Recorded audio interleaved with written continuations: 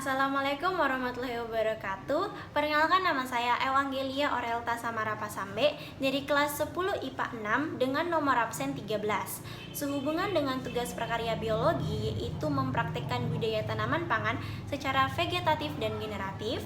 Pada kesempatan kali ini saya akan mempraktikkan budidaya tanaman pangan atau perbanyakan tanaman secara generatif pada tanaman cabai rawit merah. Tetapi sebelum itu saya akan memberikan sedikit penjelasan mengenai perbanyakan tanaman secara generatif. Perbanyakan tanaman atau perkembangbiakan tanaman secara generatif adalah perkembangbiakan yang terjadi secara kawin atau seksual yang melibatkan sel kelamin jantan dan sel kelamin betina serta melalui proses penyerbukan dan pembuahan. Nah, untuk perkembangbiakan secara generatif ini saya mengambil contoh penanaman biji tanaman untuk memperbanyak tanaman.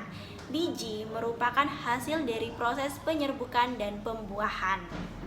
Nah, sekarang saatnya saya akan mempraktikkan budidaya tanaman pangan secara generatif pada tanaman cabai rawit merah yang sudah saya jelaskan tadi. Yuk simak bersama-sama. Yang perlu disiapkan ialah media tanam berupa polybag, bibit atau biji tanaman cabai rawit yang berkualitas tinggi, sendok, dan air untuk menyiram tanaman. Taburi bibit atau biji tanaman cabai rawit merah ke atas media tanam.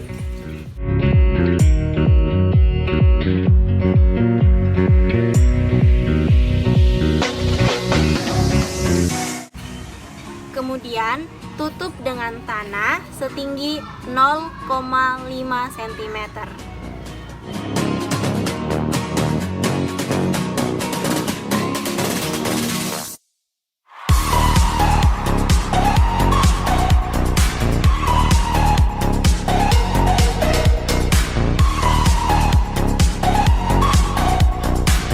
Kemudian ratakan.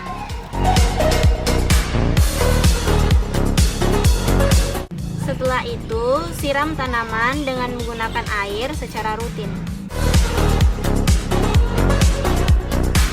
Perlu diingat bahwa tanaman cabai rawit merah membutuhkan cahaya matahari yang cukup sepanjang harinya.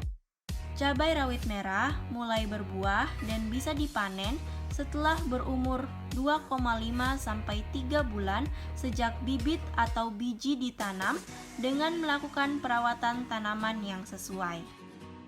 Demikianlah praktek saya mengenai budidaya tanaman pangan secara generatif pada tanaman cabai rawit merah.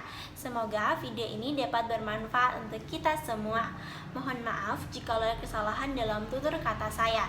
Sekian dan terima kasih.